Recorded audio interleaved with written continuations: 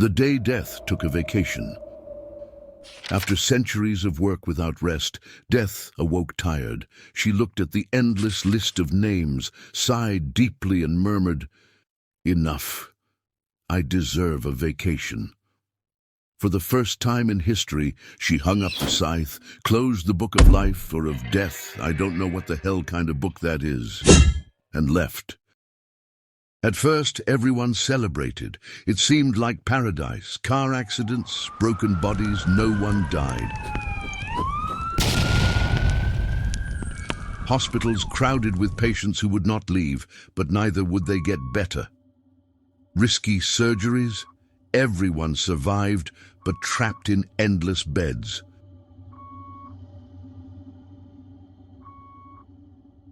Old men of 120, 130 years wandered the streets, grumbling against time. Corrupt politicians who should have left decades ago still gave endless speeches, and the cruelest villains in the world laughed at justice because the worst punishment had disappeared. At first it seemed like a blessing, but soon it turned into a nightmare. Prisons filled with eternal criminals, families despaired for loved ones who would not leave, trapped in fragile and sick bodies. The planet was filling with people, with no space for the new. Life without death seemed like an endless burden. When at last she returned, Death was frightened. The world was in collapse, overcrowding, despair, confusion. Men and women fell to their knees, begging her to resume her work. For them, decades of chaos had passed. For Death, only 1 week of rest. She looked in silence, then smiled with irony and said, "You always feared me, but now you understand. I only exist because of sin. It was the first mistake you made that allowed my existence. And since then, every injustice, every war, every betrayal, and every crime have made me stronger." The crowd trembled in shock before the words. Death continued, her voice echoing like an inevitable judgment.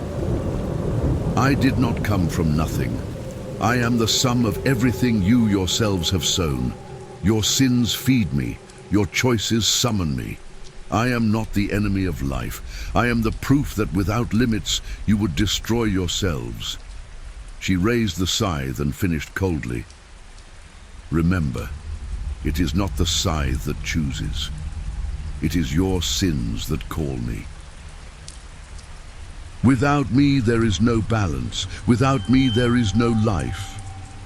On that day, no one doubted anymore. Life only has value because one day it comes to an end, and Death never again took a vacation. The story you just heard may seem like only a fable, but deep down, it is about us. We live every day as if tomorrow were guaranteed. We make plans for next week, for the following month, for the year to come. But we forget the one truth that no one can change. One day, death arrives. We do not know when nor how, but we know that sooner or later she will come.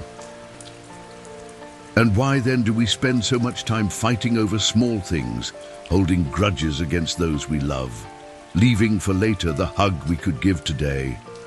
Life is brief, and tomorrow is not a promise, it is only hope. That is why care now, love now, forgive now.